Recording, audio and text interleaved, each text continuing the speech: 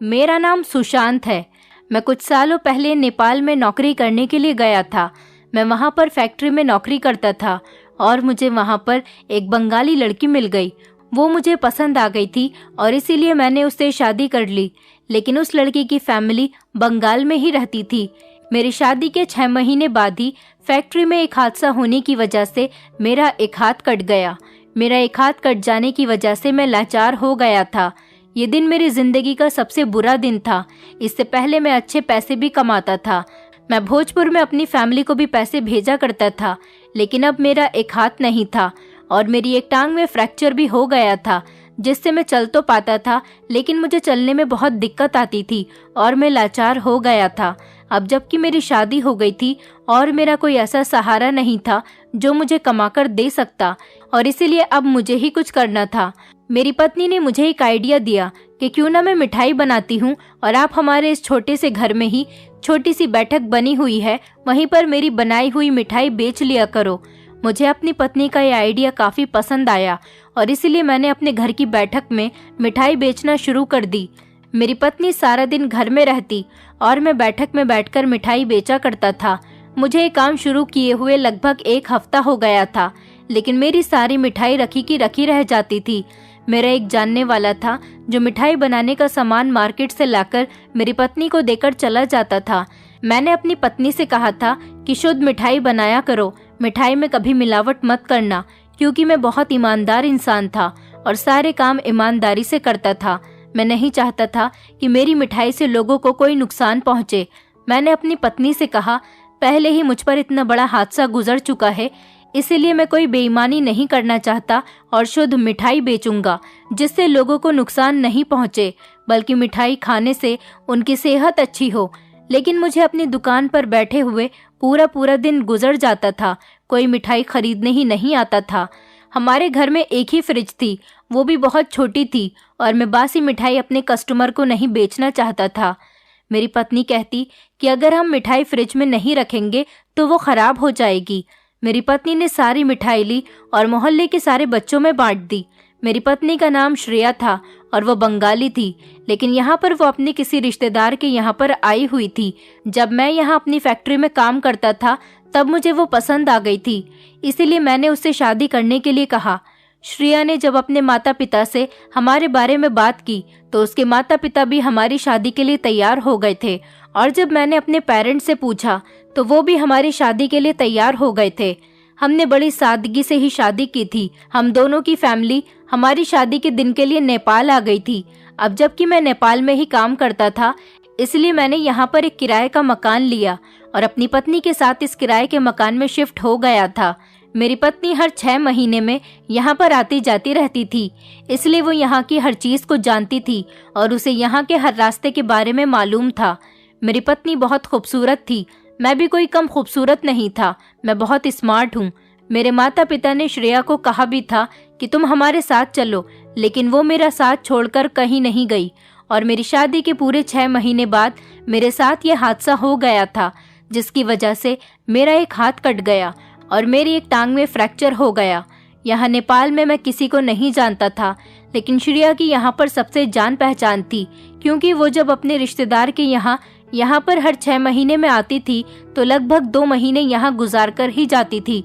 अब जब मेरे साथ यह हादसा हो गया तो मेरे माता पिता ने मुझसे बहुत कहा कि तुम भोजपुर वापस आ जाओ, लेकिन मैं भोजपुर वापस नहीं जा सकता था, क्योंकि भोजपुर में मुझे अपने हिसाब का कोई काम नहीं मिल रहा था, क्योंकि मैं पढ़ा लिखा भी नहीं था और मेरा मानना यह है कि अनपढ़ इंसान की कोई वैल्यू नहीं होती। बहुत से ऐसे लोग हैं जिन्हें नौकरी आसानी से मिल पाती है, इसलिए मैं चुपचाप नेपाल चला आया था और यहाँ पर एक फैक्ट्री में नौकरी कर रहा था। यहाँ मुझे पैसे अच्छे मिल जाते थे, इस वजह से मेरे घर के हालात भी बेहतर हो गए थे। मेरे माता पिता भी खुश रहने लगे थे। हमारे घर से गरीबी दूर हो गई थी। मुझे नेपाल में नौकरी करते हुए पूरे 2 साल हो गए थे, इसलिए मुझे नेपाल की ही आदत पड़ गई थी। मैं यहाँ से नहीं जाना चाहता था, इसलिए मैं अपनी पत्नी को लेकर परमानेंट यहीं पर शिफ्ट हो गया था। मेरी पत्नी ने भी कहा था कि चलो हम यहाँ से चलते हैं, लेकिन मैं भोजपुर जाकर अपने माता पिता पर बोझ नहीं बनना चाहता था, क्योंकि मेरे पिता भी बूढ़े हो चुके थे। घर में मेरे 2 भैया और 2 भाभियां भी रहती थीं। वो लोग सोचते कि अब ये लाचार हो गया है और हम पर बोझ बनने के लिए हमारे पास आ गया। इसकी मजबूरी है, इसीलिए ये हमारे पास आ गया। लेकिन मैं तो बहुत ईमानदार और खुददार इंसान था, इसीलिए मैं किसी का सहारा नहीं लेना चाहता था। मैंने अपनी पत्नी से कहा, मैं नहीं जाऊंगा, लेकिन यहीं पर रहकर कुछ दूसरा काम कर लूंगा। अभी मेरी टांग का फ्रैक्चर भी ठीक नहीं हुआ था, लेकिन मैं बैठकर मिठाई बेचने लगा था।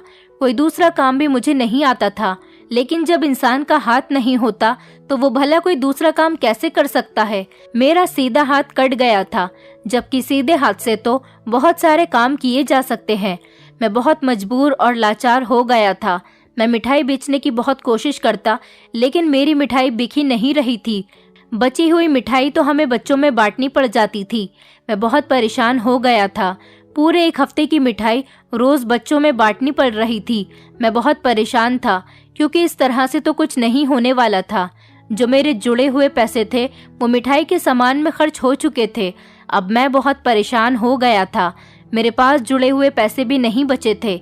मेरी पत्नी बहुत अच्छी थी, वो मेरा बहुत ख्याल रखती थी और बड़ी मेहनत से मिठाई तैयार करती थी। इस हादसे के बावजूद भी वो मेरी बहुत मदद कर रही थी। उसने मुझसे वादा किया था कि वो मुझे छोड़कर कभी नहीं जाएगी और हमेशा इसी तरह से मेरा साथ देगी। मैं तो बिल्कुल लाचार हो गया था, इसलिए मेरे सारे काम भी वही किया करती थी। उसे घर के काम भी करने होते थे और मेरे काम भी करने होते थे, और अब तो वो मिठाई भी बनाने लगी थी। मेरी पत्नी सच में बहुत अच्छी औरत थी। वो बहुत सीधी और मेहनती थी। इस मुश्किल की घड़ी में भी वो मेरा बहुत साथ दे रही थी। अगले दिन भी यही हुआ कि मेरी मिठाई नहीं बिक सकी और खराब होने के डर से मेरी पत्नी ने उसे बच्चों में बांट दिया। मेरी पत्नी मुझसे कहने लगी कि इस तरह से तो रोज हमारा नुकसान ही हो रहा है और अब आगे मिठाई के लिए हमारे पास पैसे नहीं बचे। इस तरह से कैसे काम चलेगा और हमारी आने वाली जिंदगी कैसे गुजरेगी। मैं भी बहुत ज्यादा परेशान हो गया था। मेरे पास अपनी पत्नी के सवाल का कोई जवाब मौजूद नहीं था। अपनी पत्नी से बात करते करते मेरी आंखों में आंसू आ गए थे और फिर मेरी पत्नी भी रोने लगी थी। मेरी पत्नी मुझे तसल्ली देने लगी और कहने लगी कि फिक्र मत करो, सब कुछ ठीक हो जाएगा, भगवान सब ठीक कर देगा। आप परेशान क्यों होते हो, मैं हूं ना आपके साथ, सब कुछ ठीक हो जाएगा। मेरी पत्नी ज्यादातर यहाँ पर आती जाती रहती थी, इसलिए वो बहुत अच्छी नेपाली भाषा बोलती थी, लेकिन वो इंडियन थी। मेरी पत्नी बहुत ज्यादा खूबसूरत थी। उसे देखकर तो मुझे कभी कभी ये अफसोस होता था कि कहीं मेरी पत्नी ये ना सोचे कि मैं अब उसके काबिल नहीं रहा, और मुझे ये डर रहने लगा था कि कहीं मेरी पत्नी मुझे छोड़कर ना चली जाए। लेकिन मेरी पत्नी कहती थी कि तुम फिक्र मत करो, मैं सब कुछ जानती हूँ, मैं सब कुछ ठीक कर दूंगी, मैं हमेशा आपका साथ दूंगी और कभी बुरे हालात में आपको अकेला छोड़कर नहीं जाऊंगी। लेकिन आगे क्या होगा, अब मुझे इस बात की टेंशन रहने लगी थी। फिर मेरी पत्नी ने मुझे एक सॉल्यूशन बताया, जिसे सुनकर मैं नाराज भी हो गया था। मैंने अपनी पत्नी से कहा कि मैं नहीं चाहता कि मेरी पत्नी को दूसरा कोई मर्द देखे, तो तुम्हें कोई जरूरत नहीं है। मेरी पत्नी कहना चाह रही थी कि मैं तुम्हारी जगह पर मिठाई बेचती हूँ। मैंने कहा कि मुझे ये बात पसंद नहीं कि तुम दुकान पर बैठकर मिठाई बेचो और दूसरे मर्द आकर तुम्हारी तरफ नजर डालें। ये बात मुझे बिल्कुल पसंद नहीं, और ये आइडिया तुम्हारे दिमाग में आखिर कहाँ से आया। मैंने कहा मैं ऐसा कभी नहीं होने दूंगा और तुम्हें कभी दुकान पर बैठने की परमिशन नहीं दूंगा। मेरी पत्नी कहने लगी, ये हमारी दुकान नहीं है, बल्कि ये तो हमारे घर में बना हुआ छोटा सा कमरा है, और मुझे कहीं दूसरी जगह तो नहीं जाना। अपने घर में बैठकर ही तो मिठाई बेचनी है। लेकिन मैं आगे नहीं बैठूंगी, बल्कि मैं तो साइड में होकर बैठ जाया करूंगी। मोहल्ले की औरतों को अगर पता चलेगा कि इस दुकान पर औरत बैठकर मिठाई बेचती है, तो आदमियों के साथ साथ औरतें भी मिठाई लेने के लिए आया करेंगी। मर्द तो ज्यादातर नौकरी पर चले जाते हैं, इसलिए औरतों को भी मिठाई की जरूरत होती होगी, वो खुद ही आकर ले जाया करेंगी। मेरी पत्नी की ये बात तो बिल्कुल सही थी कि औरतों को देखकर औरत दुकान से मिठाई लेकर चली जाएंगी, और हमारे मोहल्ले में वैसे भी औरतों को सामान लेने की बहुत दिक्कत होती थी। और ये बात भी सही थी कि ये कोई दुकान नहीं, बल्कि ये तो हमारे घर का कमरा था, और मेरी पत्नी अपने घर में ही तो बैठेगी। फिर भी मुझे ये बात पसंद नहीं थी, लेकिन हालात के बारे में सोचते हुए मैंने अपनी पत्नी को परमिशन दे दी। फिर अगले दिन मुझे खबर मिली कि बंगाल से मेरी पत्नी की बहन खुशी आ रही है। वो मेरी तबीयत देखने के लिए आ रही थी। वो कुछ देर अपनी बहन के साथ बैठी रही। उसके बाद मेरे पास बैठकर मेरे साथ बातें करती रही। खुशी मेरी पत्नी की बड़ी बहन थी। मेरी पत्नी ने अपनी बहन को हमारे घर की परेशानी भरे हालात के बारे में सुनाना शुरू कर दिया। मैं यही सोच रहा था कि मेरी साली क्या सोचेगी कि ये लड़का हमारी बहन को परेशान रख रहा है।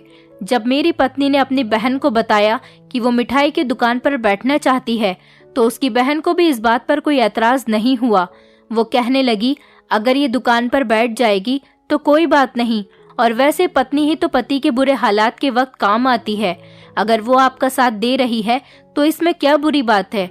और फिर अगर आपकी पत्नी ही आपका साथ नहीं देगी तो फिर आपका साथ कौन देगा, क्योंकि इस अनजान शहर में आपका कोई भी नहीं है।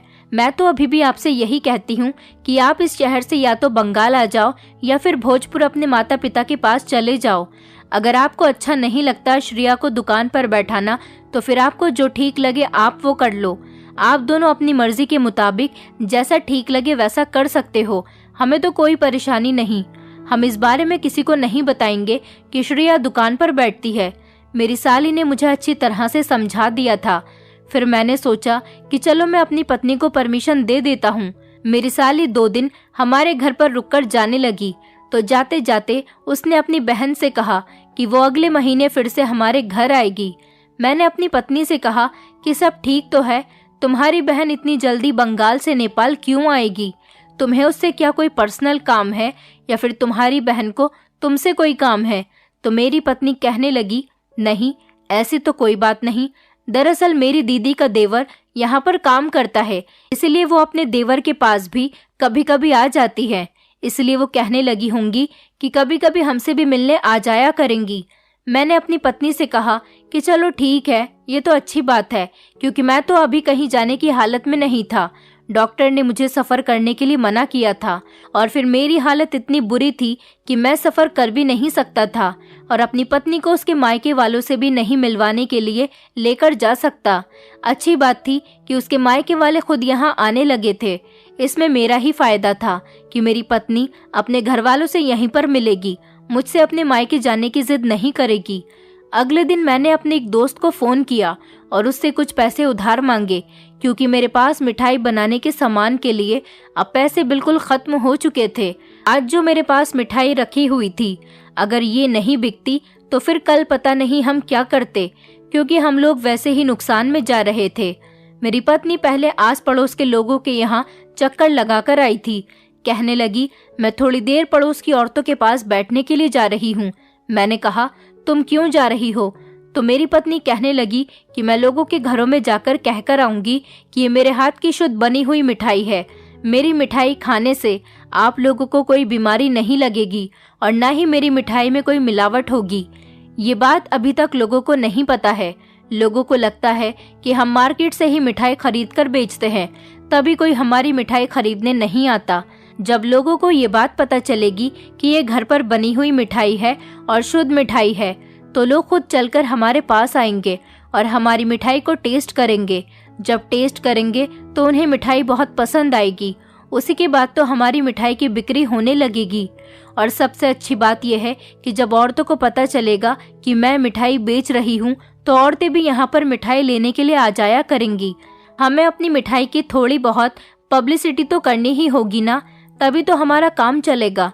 मेरी पत्नी सिर्फ हमारे मोहल्ले की ही कुछ घरों में गई थी, उसके बाद वापस आ गई। और उसके बाद मेरी पत्नी कहने लगी कि आप मेरे लिए भगवान से प्रार्थना करो कि आज ये मिठाई बिक जाए, सब कुछ ठीक हो जाएगा, हमारे घर के हालात भी बेहतर हो जाएंगे।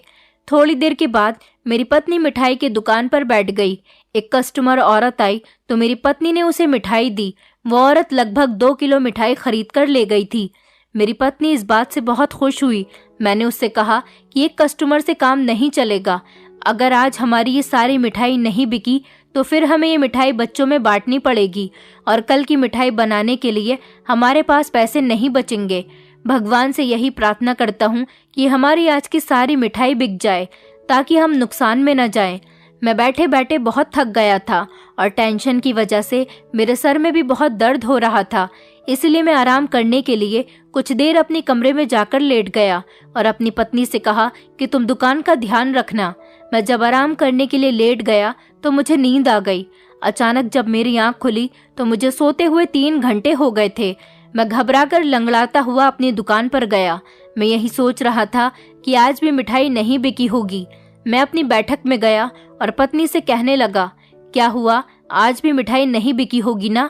तो मेरी पत्नी खड़ी हुई और मुस्कुराने लगी और कहने लगी, नहीं, ऐसा कुछ नहीं है, आज मैंने सारी मिठाई बेच दी है। मेरी पत्नी ने सारे पैसे उठाए और मेरी तरफ बढ़ाने लगी। मुझे तो ये सब देखकर बड़ी हैरानी हुई। मैंने जब दुकान की तरफ नजर घुमाई तो दुकान की सारी मिठाई खत्म हो चुकी थी। ये बात सच थी कि मेरी पत्नी ने सारी मिठाई बेच दी थी और वो उसी बिकी हुई मिठाई के पैसे मुझे दे रही थी। मैं हैरान रह गया था कि इन 3-4 घंटे में मेरी दुकान खाली हो गई थी। मेरी दुकान की सारी मिठाई बिक चुकी थी। मुझे लगा कि मेरी पत्नी मजाक कर रही है या फिर मैं कोई सपना देख रहा हूँ। लेकिन जब मैंने दुकान की तरफ देखा तब यकीन करने के अलावा मेरे पास कोई और चारा भी नहीं था। मिठाई के सारे बर्तन खाली पड़े हुए थे और पैसे भी उतने ही थे जितनी की आज की सारी मिठाई के बनते थे। हमारी सारी मिठाई लगभग 8,000 रुपए की बिक गई थी। मेरी पत्नी ने कहा कि इनमें से आधे पैसे मुझे दे दो ताकि मैं कल की मिठाई बनाने का सामान ला सकूं। मैंने आधे पैसे अपनी पत्नी को दे दिए और उसके बाद मेरी पत्नी खुद सामान लेने के लिए घर से निकल गई। मैं बड़ा हैरान था कि आज हमारी सारी मिठाई बिक गई थी। अब हर दिन ऐसा ही होने लगा था। जब मेरी पत्नी दुकान पर मिठाई बेचने के लिए बैठती तो सारी मिठाई बिक जाती थी। मेरी पत्नी के पास औरतें और मर्द दोनों ही मिठाई खरीदने के लिए आते थे। लोग काफी खुशी खुशी मिठाई लेकर जाने लगे थे और हमारी मिठाई की दुकान पर भीड़ लगी रहती थी। हमारे घर के हालात सुधरने लगे थे। हमारे पास काफी पैसा इकट्ठा रहने लगा था। इसके बाद मेरी पत्नी ज्यादा सामान लेकर आई और सारी रात किचन में खड़े होकर मिठाई बनाती।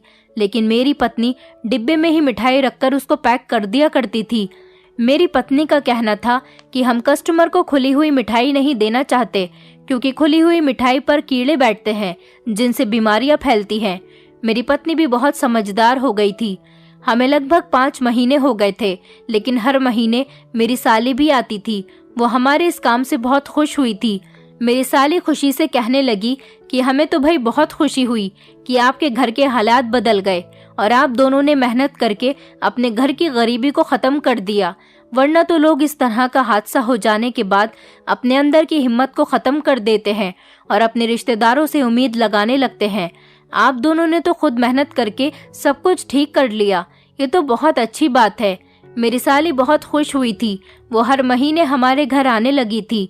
एक दिन मेरी साली घर पर आई हुई थी और वो दोनों दूसरे कमरे में बैठी हुई आपस में बातें कर रही थीं।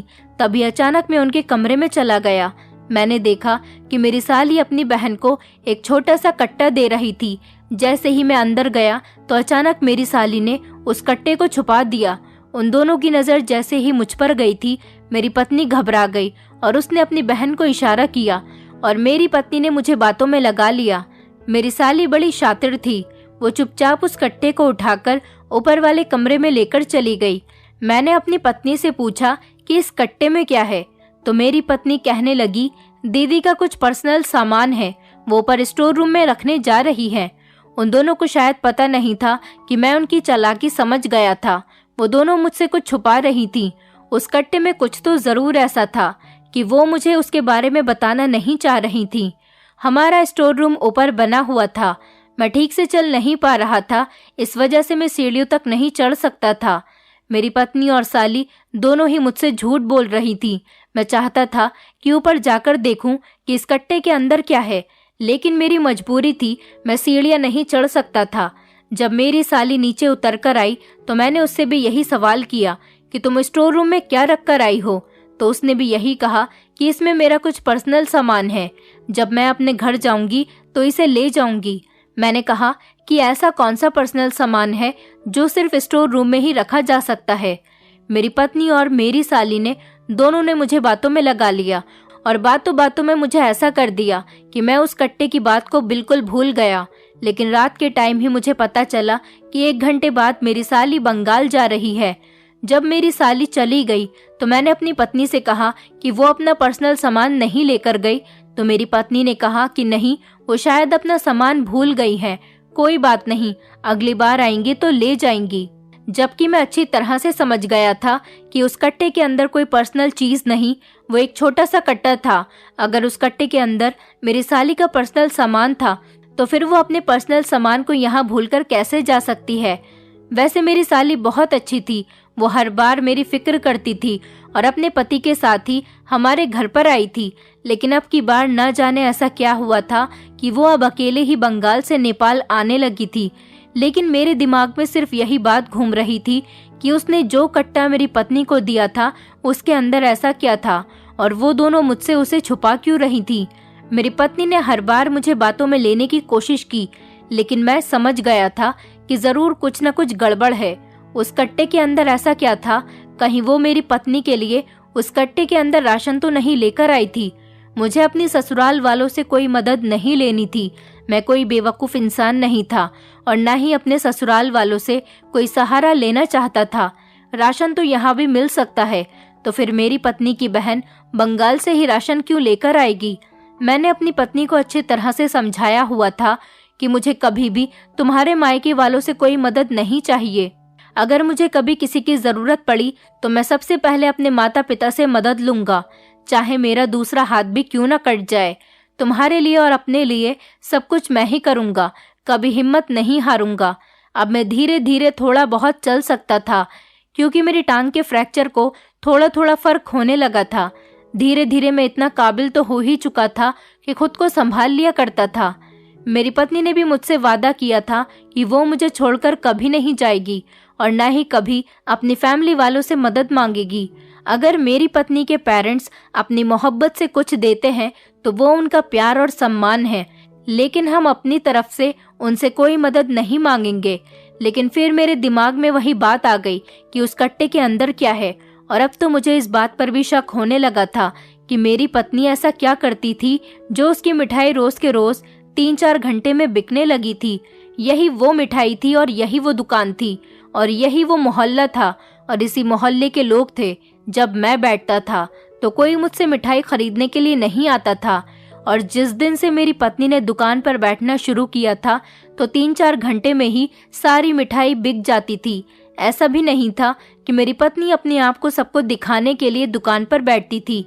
मेरी पत्नी जब दुकान पर बैठती तो वो अपने चेहरे पर मास्क लगा लिया करती थी ताकि उसकी खूबसूरती और उसके खूबसूरत चेहरे को कोई देख न सके। वो भी दूसरे मर्दों के सामने नहीं आना चाहती थी, क्योंकि मेरी पत्नी बहुत शर्मीले टाइप की थी। वो तो कभी ऐसे कपड़े भी नहीं पहनती थी जिससे उसका शरीर का थोड़ा सा भी हिस्सा दिख सके। मेरी पत्नी बहुत ही संस्कारी औरत थी, लेकिन ऐसा भी नहीं था कि आसपास के आदमी ये सोचकर आ रहे थे कि इस दुकान पर औरत बैठती है। आदमियों से ज्यादा तो औरतें आती थीं। मुझे कुछ न कुछ तो करना ही था। मेरी पत्नी आराम से मिठाई बेचती और जितने पैसे होते सब लाकर मुझे दे दिया करती थी, और फिर दुकान बंद करने के बाद अगले दिन की मिठाई बनाने के लिए मार्केट से सामान लेने जाती थी। वो रोज औरतों से ये भी कहती थी कि मेरे घर मिठाई लेने के लिए आ जाया करो। हमारी दुकान पर मर्द कम और औरतें ज्यादा आती थीं। चलते फिरते जिस औरत पर भी मेरी पत्नी की नजर पड़ जाती तो वो उसको हमारी दुकान के बारे में और मिठाई के बारे में बताने लगती, और वही औरतें हमारी दुकान पर मिठाई लेने के लिए आ जाती थीं। अब मेरी पत्नी ने मिठाई की और ज्यादा वैरायटी बनानी शुरू कर दी थी। हमारी दुकान की मिठाई बिकते हुए लगभग 8 महीने गुजर चुके थे। मेरी टांग का फ्रैक्चर भी काफी हद तक ठीक हो गया था और मैं ठीक से चल रहा था। मैंने अपनी पत्नी से कहा कि मैं डॉक्टर के पास जा रहा हूँ। मेरी पत्नी वैसे तो मेरे साथ डॉक्टर के यहाँ जाती थी, लेकिन मैं काफी बेहतर महसूस कर रहा था, इसलिए मैंने अपनी पत्नी से कहा कि मैं खुद चला जाऊंगा, तुम दुकान पर बैठो। मेरी पत्नी ने कहा कि ठीक है, आप चले जाओ, अगर आपको अकेले जाना बेहतर लगता है तो वो कहने लगी, मुझे वैसे भी मिठाई बेचनी है, आज दिवाली का दिन है, कस्टमर ज्यादा आएंगे, उसके बाद मुझे घर की सजावट भी करनी है। मैंने कहा ठीक है, तुम अपने काम से फ्री हो जाओ, उसके बाद हम दोनों रात को बाहर कहीं घूमने जाएंगे। मेरी पत्नी ये बात सुनकर खुश हो गई थी। ये कहकर मैं घर से बाहर निकल आया। ये कहकर मैं मार्केट चला आया था और मार्केट से मैंने एक साड़ी खरीदी। साड़ी तो मैं अपनी पत्नी की भी ले सकता था, लेकिन मेरी पत्नी अपनी साड़ी को पहचान जाती। साड़ी मैंने इसीलिए खरीदी थी क्योंकि मैं साड़ी पहनकर अपनी पत्नी की दुकान पर मिठाई खरीदने के लिए जाना चाहता था। इसलिए मैंने वैसा ही किया। मैंने एक सुनसान जगह पर खड़े होकर साड़ी पहन ली और घूंघट डालकर अपने चेहरे को अच्छी तरह से छुपा लिया। मैं बड़ी खामोशी से अपनी पत्नी की दुकान पर आ गया था और मैंने अपने आप को इस तरह से कर लिया था कि कहीं मेरी पत्नी मुझे पहचान न जाए। मैंने औरत जैसी आवाज निकालकर कहा कि मुझे 1 किलो मिठाई चाहिए। ऐसा मैं इसीलिए कर रहा था क्योंकि मुझे ये जानना था कि कहीं मेरी पत्नी कोई गड़बड़ तो नहीं कर रही। अगर उसने मुझसे पैसे ले लिए और मुझे मिठाई दे दी तो मैं समझ जाऊंगा कि मामला क्या है। वैसे मुझे अपनी पत्नी पर ज्यादा शक नहीं करना चाहिए था, लेकिन शक करना भी जरूरी था क्योंकि मैं भी तो उसी दुकान पर बैठा करता था जिस पर मेरी पत्नी बैठ रही थी। फिर मुझसे कोई मिठाई क्यों नहीं खरीदता था और मेरी पत्नी से क्यों खरीद रहा था?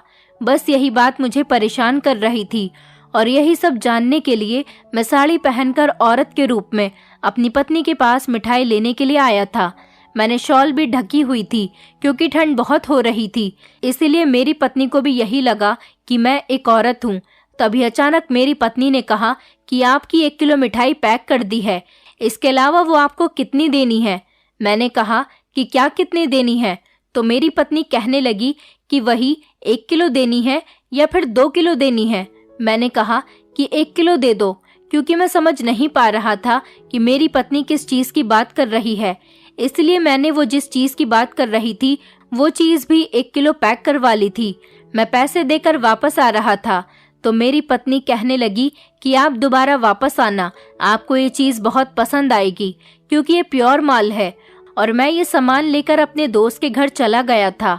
वहां जाकर मैंने उसके कमरे में बैठकर जब वो सामान खोला तो मिठाई के डिब्बे में तो मिठाई ही मौजूद थी, लेकिन जब मैंने दूसरा वाला डब्बा खोला तो मैं हैरान रह गया था कि इस डब्बे के अंदर 1 किलो फिटकरी मौजूद थी। मेरा दोस्त भी वहीं पर मौजूद था और मेरा दोस्त उस फिटकरी को देखकर हैरान रह गया, जबकि मैं फिटकरी को देखकर हैरान नहीं हुआ था क्योंकि फिटकरी तो एक नॉर्मल सी चीज है। मेरे दोस्त ने कहा कि तुम ये क्या चीज उठाकर लाए हो, तुम इसे मेरे घर से ले जाओ वरना यहाँ पर पुलिस आ जाएगी। मैंने कहा ये तो फिटकरी है और फिटकरी होने से किसी के घर में पुलिस कैसे आ सकती है? मेरा दोस्त कहने लगा तुम पागल हो गए हो क्या? तुम्हें नहीं पता कि ये कोई मामूली फिटकरी नहीं, ये एक ऐसी फिटकरी है जिससे औरतें नशा करती हैं। मेरे दोस्त ने कहा कि तुम्हारी पत्नी दुकान में बैठकर गलत काम कर रही है, इसका मतलब ये है कि तुम्हारी पत्नी गैर कानूनी काम कर रही है और अभी तक शायद पुलिस को इस बारे में नहीं पता कि तुम्हारी पत्नी ये चीज अपनी दुकान पर बेच रही है। अगर पता चल गया तो पुलिस तुम्हें और तुम्हारी पत्नी को गिरफ्तार कर लेगी और इतनी लंबी सजा होगी कि तुम कभी जेल से रिहा नहीं हो सकोगे। ये सुनकर तो मैं घबरा गया था और मेरा पूरा शरीर कांपने लगा था क्योंकि मैं बहुत ईमानदार आदमी था, मैं कभी बेईमानी वाले काम नहीं करता था। तो फिर ये मेरी पत्नी क्या कर रही थी? लेकिन मैं सोच में पड़ गया था कि मेरी पत्नी के पास ये फिटकरी कहाँ से आई थी। फिर मेरे दिमाग ने काम किया और मैं समझ गया कि हर महीने जो मेरी साली मेरे घर आती है और वो जो कट्टा लेकर आती है, शायद उस कट्टे के अंदर यही फिटकरी होती है और उस दिन भी उस कट्टे के अंदर यही फिटकरी होगी। ये चीज वो बंगाल से लेकर आ रही थी। मेरे दोस्त ने बताया कि ये फिटकरी यहाँ पर कहीं नहीं मिलती, ये सिर्फ दूसरे शहरों में पाई जाती है क्योंकि नेपाल में फिटकरी बैन है और कोई भी फिटकरी का व्यापार नहीं कर सकता क्योंकि ये मामूली फिटकरी नहीं है। ये एक ऐसी फिटकरी है जिसको पानी में मिलाकर पीने से इसका नशा किया जाता है। मेरे दोस्त ने बताया कि इस फिटकरी की एक खास बात ये भी है कि जो भी औरत ये फिटकरी पानी में मिलाकर पीती है उसे कभी प्रेगनेंसी नहीं रहती, इसलिए इस फिटकरी का ऐसे ही औरतें सेवन करती हैं जिन्हें बच्चा नहीं चाहिए होता। मैंने सोचा तभी तो हमारी दुकान पर ज्यादातर औरतों की भीड़ लगी रहती है। इसका मतलब ये था कि मेरी पत्नी और उसकी बहन ये दोनों मिलकर इस काम को अंजाम दे रही थीं और जो मेरी साली मेरी पत्नी के लिए कट्टा लेकर आई थी वो भी इसी फिटकरी का कट्टा था और वो ये चीज बंगाल से लेकर आ रही थी और ये दोनों मिलकर मेरी आंखों में धूल झोंक रही थी। मिठाई के साथ इस तरह की चीज बेचना कोई अच्छा काम नहीं था। मैं तो इस फिटकरी को वही मामूली फिटकरी समझ रहा था जो कि हम लोग इस्तेमाल करते हैं, लेकिन जब मुझे ये पता चला कि ये कोई मामूली फिटकरी नहीं बल्कि ये नशा करने वाली फिटकरी है, तो ये सुनकर मेरे पैरों तले से जमीन निकल गई थी और अब मुझे कुछ भी करके इस गलत काम को रोकना था। लोग हमारे यहाँ मिठाई लेने के बहाने साथ ही इस चीज को भी खरीदने आते थे। इसका मतलब ये था कि मेरी मिठाई की दुकान पर सारी नशा करने वाली औरतें ही आ रही थीं, और या फिर कुछ ऐसी औरतें जिनको प्रेगनेंसी नहीं चाहिए थी। वो औरतें अपने घर वालों से कहती होंगी कि हम मिठाई लेने जा रहे हैं, जबकि वो औरतें ये गलत फिटकरी लेने आई थीं। उन्हें मिठाई भी मिल जाती थी, अलग से फिटकरी को भी खरीद लिया करती थी। इस फिटकरी के पैसे मेरी पत्नी मुझे नहीं देती थी, शायद अपने पास ही संभाल कर रख रही थी, लेकिन मिठाई के पैसे तो वो मुझे रोज के रोज दे दिया करती थी।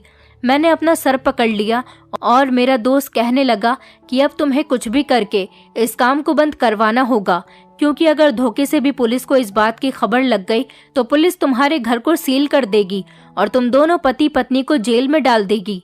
अपने दोस्त की बात सुनकर तो मैं बहुत ज्यादा घबरा गया था। मेरे दोस्त ने कहा कि ये वाली फिटकरी नेपाल में बैन है, इसलिए तुम्हारी पत्नी ये फिटकरी यहाँ पर ज्यादा पैसों में बेच रही है। मैंने सोचा कि ये बहुत गैर कानूनी काम है और मैं ठहरा इज्जतदार आदमी, इसीलिए मैं इस तरह का गलत काम कभी नहीं होने दे सकता। मैं फौरन ही घर पर गया और अपनी पत्नी से जाकर सवाल किया कि तुम्हारी बहन हर महीने हमारे घर पर क्यों आती है और क्या लेकर आती है। मेरा सवाल सुनकर मेरी पत्नी चौंक गई और कहने लगी, दीदी तो मेरे लिए कुछ भी नहीं लाती और वो सिर्फ मुझसे मिलने के लिए हर महीने मेरे घर आती हैं। मेरी पत्नी साफ झूठ बोल रही थी।